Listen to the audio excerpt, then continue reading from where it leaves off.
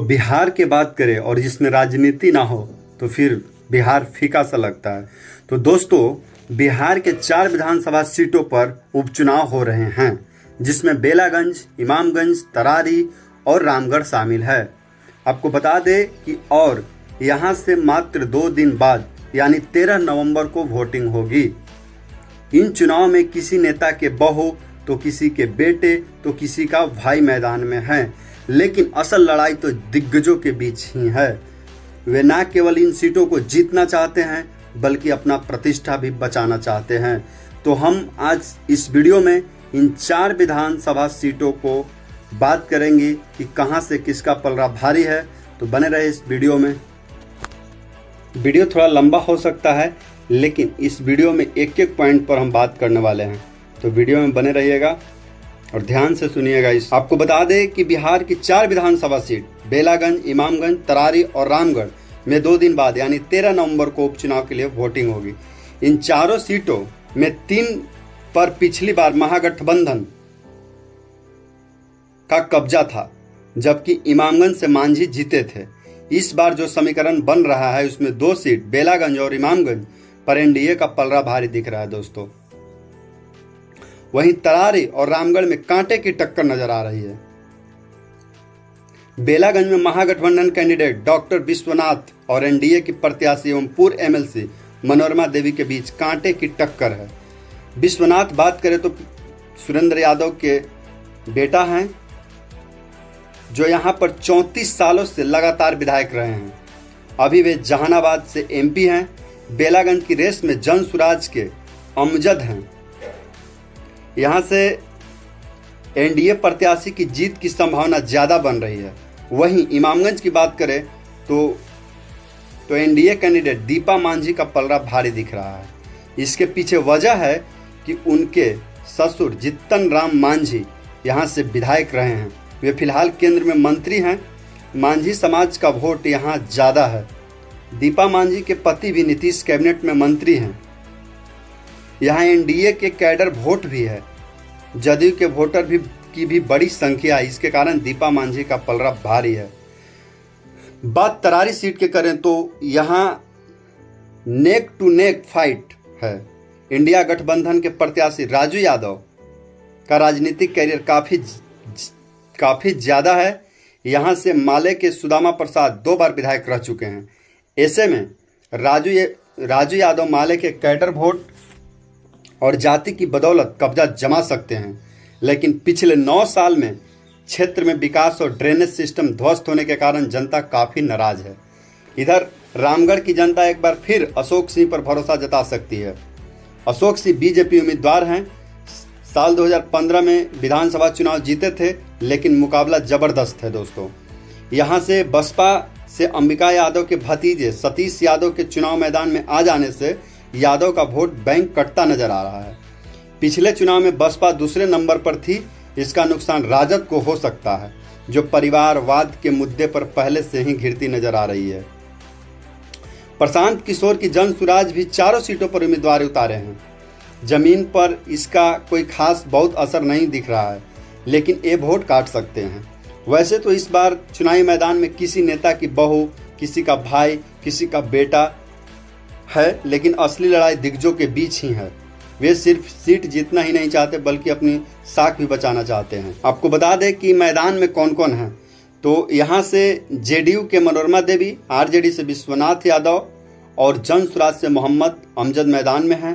पूरे MLC Manorama Devi JDU की उम्मीदवारी है और एक बाहुबली रहे स्वर्गीय बिंदी यादव की पत्नी भी रही हैं। जन सुराज ने यहाँ मोहम्मद अमजद को उम्मीदवार बनाया है। वे पहले भी चुनाव लड़ चुके हैं, लेकिन हार मिली है उनको। इन दिग्गजों के बीच आरजेडी ने सांसद सुरेंद्र यादव के बेटे विश्वनाथ यादव को उम्मीदवार बनाया है। यहाँ से सुरेंद्र यादव लंबे समय से विधायक रहे हैं, लेकिन जब वे जहानाबाद से सांसद चुने गए तो अपने बेटे को उन्होंने यहाँ से टिकट दिलवा दिया। सुरेंद्र यादव 1990 से यहाँ विधानसभा चुनाव जीतते आ रहे हैं। 7 बार से राजद के विधायक रहे हैं। सांसद चुने जाने के बाद वे चाहते हैं कि उनके परिवार में ही यह सीट रहे और उनका बेटे का कैरियर राजनीति में संवर जाए। पिता अपने 34 वर्ष की राजनीतिक साधना का फायदा बेटे को पहुंचाने में जी जान में जुटे हुए हैं। यहाँ पे अगर बात करें तो जो सीट है आरजेडी का सिटिंग सीट है, इसलिए उसकी ताकत ज़्यादा दिख रही है। सांसद सुरेंद्र यादव के लिए प्रतिष्ठा की सीट बन गई है। उनके सामने बेटे का पॉलिटिक्स करियर है। विश्वनाथ को जिताने के लिए विधानसभा चुनाव में दूसरे नंबर पर रहे प्रत्याशी अभय कुशवाहा भी जोर लगा रहे हैं। अभय कुशवाहा अब औरंगाबाद से आरजेडी के सांसद हैं और लोकसभा में आरजेडी संसदीय दल का नेता भी चुने गए हैं। सुरेंद्र यादव से परिवारवाद पर सवाल पूछा गया तो देखिए उनका जवाब क्या आया था।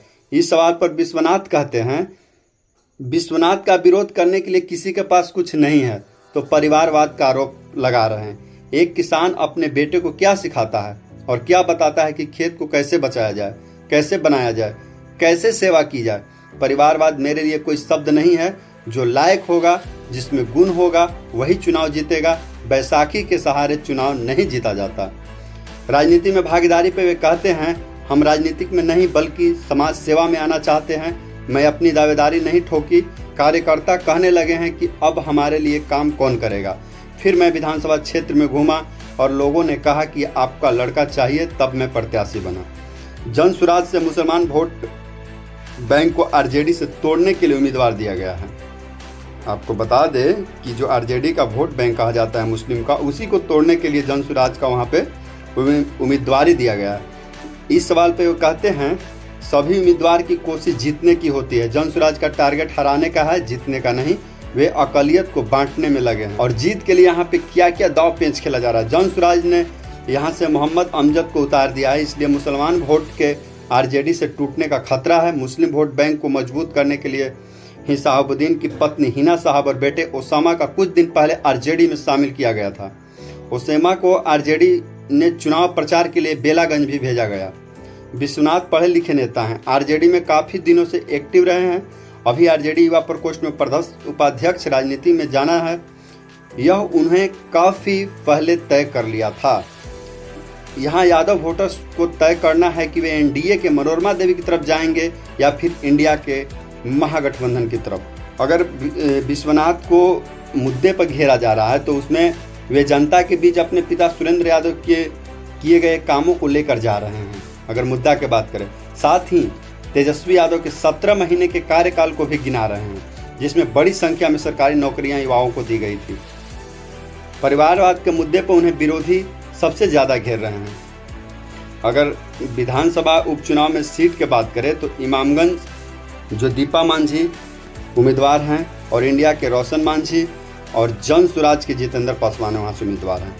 बात कर ले कि यहाँ राजनीतिक घराने से हम पार्टी की दीपा मांझी मैदान में हैं। वे नई जनरेशन से हैं जो अपनी ताकत दिखा रही है। बता दें, पूर्व मुख्यमंत्री और केंद्रीय मंत्री जीतन राम मांझी की बहू और मांझी के बेटे संतोष सुमन की पत्नी हैं। दीपा मांझी की मां ज्योति मांझी बाराचट्टी से विधायक हैं। इस उपचुनाव में इतना बड़ा राजनीतिक घराना किसी दूसरे उम्मीदवार का नहीं है। आरजेडी ने रोशन मांझी और जन सुराज ने डॉक्टर जितेंद्र पासवान को मैदान में उतारा है। यहाँ पे पॉलिटिक्स सिनेरियो क्या बन रहा है तो हम बता दें कि ये हम पार्टी का सिटिंग सीट है, इसलिए इसकी स्थिति ताकतवर है। दीपा मांझी के मांझी वोट को काटने के लिए आरजेडी ने रोशन मांझी को खड़ा किया है। जन सुराज ने पासवान का वोट अपनी तरफ करने के लिए डॉक्टर जितेंद्र पासवान को टिकट दिया है। यहाँ दो सबसे ताकतवर वोट बैंक मांझी और पासवान जाति का है। दीपा मांझी पहली बार चुनाव लड़ रही है, लेकिन वह सोशल मीडिया पर अपने तीखे बयानों के लिए चर्चा में बनी रहती है। अगर वही सवाल अगर दीपा मांझी से किया गया परिवारवाद को लेकर तो उसने क्या जवाब दिया, ऐसा नहीं है कि मैं राजनीतिक में पहली बार आई हूँ, अपने माता पिता के साथ मिलकर राजनीतिक में एक्टिव रही हूँ, लोगों की सेवा करती रही हूँ। जनता हमें चुनती है तो हमें सेवा का बेहतर मौका मिलेगा। परिवारवाद के आरोप पे वो कहती है, यह आरोप लगाया जा रहा है तो गलत है। हम कार्यकर्ता ने चुना है, पार्टी के वरिष्ठ नेता ने हमें मैदान में उतारा है। अगर वही इमामगंज विधानसभा 2020 का रिजल्ट आपको बताएं तो जीतन राम मांझी जो हम पार्टी से थे उनको कुल वोट पड़ा था 78,762 और आरजेडी से थे उदय नारायण चौधरी जिनका कुल वोटों की संख्या थी 62,728 और एलजेपी से यहाँ कुमारी शोभा सिन्हा थी जिनका मात्र 14,197 वोट पड़ा था। हालांकि बता दें तो वोटों के लिहाज से आरजेडी और हम पार्टी में ज़्यादा अंतर नहीं था, लेकिन जीत जीत होता है। यहाँ पे जीत के लिए अलग अलग दांव पेच खेला जा रहा है। मुसहरों के वोट बैंक पर सबसे अधिक पकड़ जीतन मांझी की है।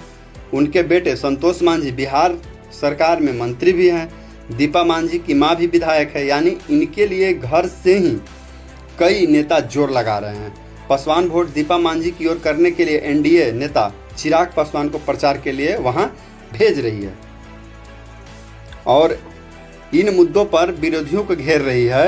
अपने ससुर जीतन राम मांझी के कामों को गिना रही है। नरेंद्र मोदी सरकार और नीतीश सरकार की उपलब्धियां को लेकर जनता के बीच जा रही है।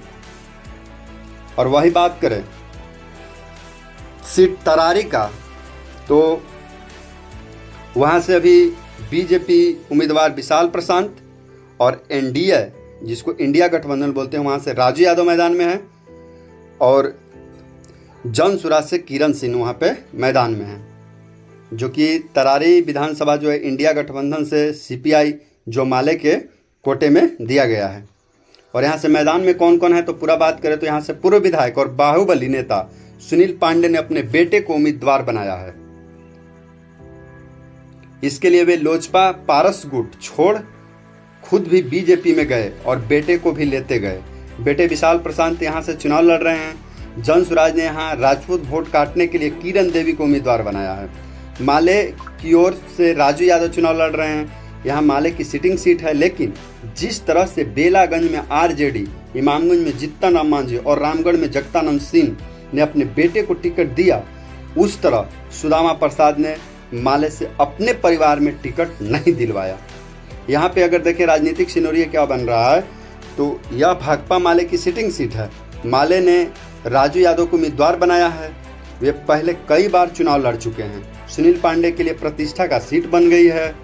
प्रशांत पहली बार चुनाव लड़ रहे हैं। सुनील पांडे की ताकत यह है कि पहली बार 2000 में समता पार्टी से पीएरो से विधायक चुने गए थे। उसके बाद 3 बार और विधायक चुने गए। भूमिहार जाति से वो बिलोंग करते हैं।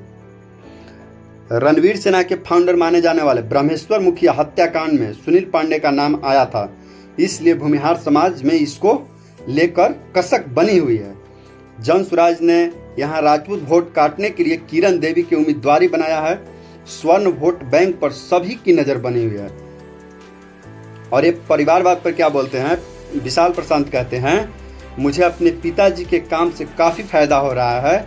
जन सुराज ने राजपूत उम्मीदवार उतारा है एनडीए का वोट काटने के लिए। इस सवाल पर वे कहते हैं, मुझे इससे कोई मतलब नहीं है कि कौन किस जाति से खड़ा है। हम तो शुरू से राजनीति में रहे हैं। लोग को दर्द दूर करने पर मुझे खुशी होती है। ड्रेनेज की समस्या को जल्द दूर कर देंगे। और जीत के लिए यहाँ पे दांव पेच क्या खेला जा रहा है। आपको बता दें कि सुनील पांडे पिछले विधानसभा चुनाव में निर्दलीय लड़ते हुए दूसरे नंबर पर रहे थे। अपने इस वोट बैंक को वे अपने बेटे के लिए शिफ्ट करने में लगे हुए हैं। बेटे विशाल बीजेपी के उम्मीदवार हैं, इसलिए स्वर्ण वोट का झुकाव ऐसे भी है। जन सुराज को उम्मीद है कि राजपूत वोट बैंक में सेंधमारी करेंगे। आरा से इस बार हारने वाले पूर्व केंद्रीय मंत्री आरके सिंह भी पूरी ताकत माले को कमजोर करने और बीजेपी को जिताने में लगा रहे हैं। माले की ताकत यह है कि उसने परिवारवाद के तहत टिकट नहीं दिया है, कार्यकर्ता को टिकट दिया है। वही बात कर ले तरारी विधानसभा 2020 का रिजल्ट, तो सुदामा प्रसाद जो कि माले से कैंडिडेट थे उनको 73,945 वोट मिला था। नरेंद्र कुमार पांडे जो कि निर्दलीय थे उनको 62,930 वोट मिला था। और कौशल विद्यार्थी जो बीजेपी से थे उनको मात्र 13,833 वोट मिला था। और यहाँ पे सुदामा प्रसाद को जीत मिली थी। अब विरोधियों जैसे घेर रहे हैं जो मुद्दा पे, तो उसमें 10 सालों में जो काम नहीं हुआ है उसे मुद्दा बना रहे हैं। बिजली और सड़क का मुद्दा इसमें अहम है। ड्रेनेज सिस्टम का दुरुस्त करना सबसे जरूरी है। अब परिवारवाद के मुद्दे पर घिर रहे हैं सुनील पांडे, क्योंकि उनका बैकग्राउंड से लोग परिचित हैं। उनकी बाहुबली वाली छवि है, आम वोटर को परहेज है। और चौथा सीट जो है, आपको बता दें कि रामगढ़ विधानसभा जो वहाँ पे भी उपचुनाव है, तो उसमें बता दें कि एनडीए की तरफ से अशोक कुमार सिन्हा उम्मीदवार हैं और इंडिया गठबंधन से अजीत कुमार सिंह उम्मीदवार हैं, जो कि आरजेडी से अभी फिलहाल टिकट दिया गया है। और जनसुराज से सुशील सिंह कुशवाहा वहां पे मैदान में है। इन सीट पर आरजेडी के प्रदेश अध्यक्ष जगतानंद सिंह के बेटे सुधाकर सिंह के विधायक से सांसद बन जाने की वजह से यह सीट खाली हुआ है। इस सीट पर सुधाकर सिंह के भाई अजीत सिंह आरजेडी टिकट पर उम्मीदवार हैं। बसपा से सतीश यादव पूर्व विधायक अंबिका यादव के भतीजे हैं। दोनों ऐसे नेता हैं जो राजनीतिक घराने से आते हैं और न्यू जनरेशन हैं। बीजेपी ने पूर्व विधायक अशोक कुमार सिंह को उतारा है, तो जनसुराज ने कुशवाहा वोट काटने के लिए सुशील सिंह कुशवाहा को टिकट दिया है। और यहाँ पे देखिए पॉलिटिक्स सिनेरियो को क्या बन रहा है। तो आपको बता दें कि यह ऐसी सीट है जहां दो उम्मीदवार राजनीतिक घराने से मैदान में हैं। पहला आरजेडी के अजीत सिंह इंजीनियर रहे हैं, बच्चों का स्कूल भी चलाते हैं। नीतीश कुमार के बेटे निशांत के बैचमेट रहे हैं। आरजेडी में रहने के बाद कुछ समय जेडीयू में रहे, लेकिन लोकसभा चुनाव के समय जेडीयू से इस्तीफा दे दिया और विधानसभा उपचुनाव से पहले लालू प्रसाद ने आरजेडी में ही बुला लिया। आरजेडी ज्वाइन करते ही यह साफ हो गया था कि अजीत अपने भाई सुधाकर की खाली हुई सीट से उपचुनाव लड़ेंगे। बसपा उम्मीदवार सतीश यादव के बारे में बात किया जाए तो अंबिका यादव की ताकत उनके साथ है। वे अंबिका यादव के लिए पीए भी भूमिका में रहे हैं। पिछले विधानसभा चुनाव में अंबिका यादव बसपा के टिकट से खुद लड़े थे और दूसरे नंबर पर रहे थे। बीजेपी के अशोक सिंह तीसरे नंबर पर थे। और परिवारवाद पे क्या कहते हैं आरजेडी उम्मीदवार अजीत सिंह? कहते हैं परिवार का पहले से राजनीति या आरजेडी से जुड़ा रहने का फायदा भी मिल रहा है और नुकसान भी हो रहा है। समर्थक और आलोचक दोनों मिल रहे हैं। मुझे 15 साल तक ग्रामीण क्षेत्र में रहकर काम करने की वजह से टिकट दिया गया है। मुझे लगता है कि मैं पटना या दिल्ली में रहता और टिकट लेकर आता तो लोग परिवारवाद का आरोप लगा सकते थे। आप इंजीनियर थे, फिर राजनीति में क्यों आए? इस सवाल पे वे कहते हैं मैं जो भी बना उसके पीछे समाज का बड़ा हाथ रहा। मुझे लगा कि समाज को इसे लौटाना चाहिए। मेरे सेवा कार्य को देखते हुए उसे विस्तार करने का मौका आरजेडी ने मुझे दिया है। बात करें वही रामगढ़ विधानसभा 2020 का रिजल्ट, तो सुधाकर सिंह आरजेडी से 58,083 वोट और अंबिका सिंह बीएसपी से 57,894 वोट और अंबिका सिंह बीएसपी से थे जो कि 57,894 वोट लाए थे और तीसरे नंबर पर रहे थे अशोक सिंह जो कि 56,084 वोट लाए थे। यहाँ पे काफ़ी टक्कर तीनों के बीच देखा गया था और आखिरी में आरजेडी ये सीट निकालने में कामयाब रही थी। यहाँ पे जीत के लिए अगर दांव पेच देखा जाए तो आरजेडी उम्मीदवार अजीत सिंह की ताकत उनके पिता जगतानंद सिंह और भाई सुधाकर सिंह भी हैं। बसपा का बिहार में कोई खास वजूद नहीं है, लेकिन पिछले विधानसभा चुनाव में बसपा से अंबिका यादव दूसरे नंबर पर रहे थे। इस बार वे अपने भतीजे सतीश यादव का पॉलिटिकल करियर बनाने के लिए जोर लगा रहे हैं। यादव वोटर्स को तय करना है कि वे लालू तेजस्वी की पार्टी आरजेडी को वोट देंगे या बसपा उम्मीदवार तेजस्वी। रामगढ़ में अपना रोड शो कर चुके हैं। जनसुराज को लग रहा है कि यादव वोट बैंक बटा तो इसका फायदा उसके कुशवाहा उम्मीदवार सुशील सिंह कुशवाहा उठा सकते हैं। तो हम लगभग चारों विधानसभा सिटिंग सीट के बारे में आपको बता दिए। तो हमारा ये वीडियो कैसा लगा प्लीज़ कमेंट सेक्शन में बताएं।